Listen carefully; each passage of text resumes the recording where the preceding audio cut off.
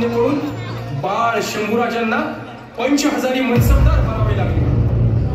आओ शंभूराजे, अब आप मुगलिया सल्तनत के 5000 मनसबदार जो हो, इसलिए खुद आलमपना ने आपके खिदमत हाथी नजर किया है। शुक्रिया दादाजी।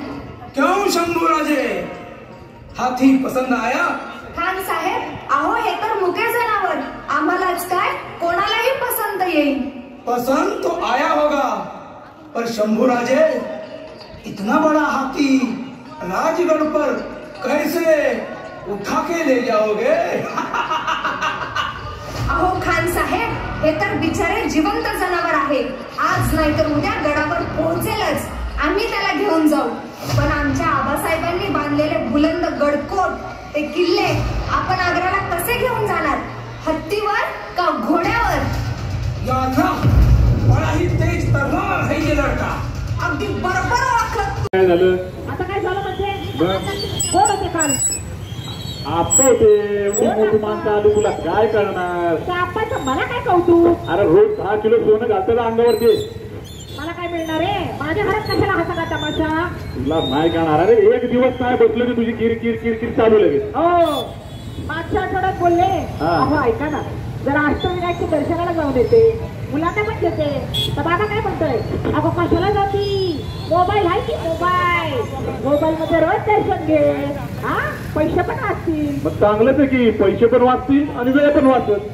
मग आता हे पैसे कुठून आले तुमच्याकडे? अरे त्याचा वाढदिवस आपण खर्च केलाय। आप्पा हे बघा, तुमच्या एकतर वडिलांना आणून ठेवले घरात, ते म्हाताऱ्याला नुसता किरकिर करते, मला काही जमणार नाही सगळं करत। अरे माझं नाव घेतलं, काय बोलली बाई तू? म्हाताऱ्याला आणून ठेवलं आणि मी राहत नाही ना मग इथं? नाही बाबा, तसं नाही इथे काय बाबा, चाललो हो बाबा, तसा विषय नाहीये काय बाबा, विषय तसा नाहीये बाबा, नका जाऊ, ऐका नाही तर किरकिर येतं सगळ्यांची डोक्याला। किती काम करा, बस झालं तुझ्या मनासारखं?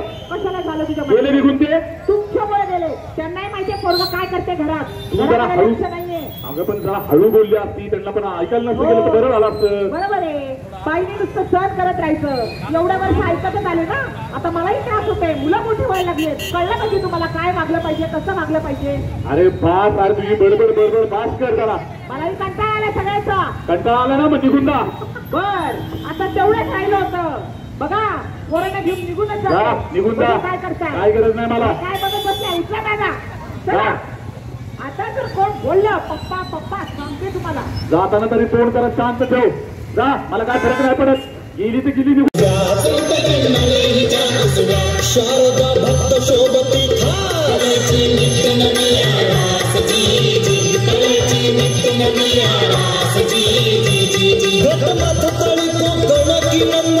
भाषा गिरवाला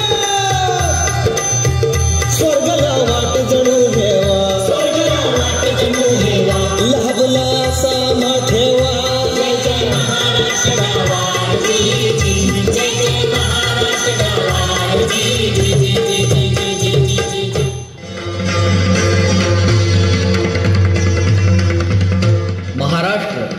महाराष्ट्र या एका शब्दामध्ये मोठा सांस्कृतिक इतिहास आहे। ज्ञानोबा तुकारामांचा भक्तिमय महाराष्ट्र, बाजीराव राघवांचा शक्तिमय महाराष्ट्र, टिळक सावरकरांचा जाज्वल्य महाराष्ट्र आणि फुले आंबेडकरांचा समाजाभिमुख महाराष्ट्र। इथल्या कडे कपारी मावळ्यांच्या तलवारींनी आणि घोड्यांच्या टापांनी आजही दुमदुमताय। आजही अटकेपार झेंडे लावणारी मराठ्यांची सेना जल्लोष करत इथल्या भूमीवर नाचतीये आणि आजही तुकाराम महाराजांच्या अभंगाचे सूर इथल्या मातीच्या कणाकणात भिनले। असा हा शूरांचा महाराष्ट्र, वीरांचा महाराष्ट्र, संतांचा महाराष्ट्र। पण आज माय भगिनींना अभयदान देणाऱ्या या सुजलाम सुफलाम संपन्न महाराष्ट्राची काय ही अवस्था, अहो काय ही अवस्था।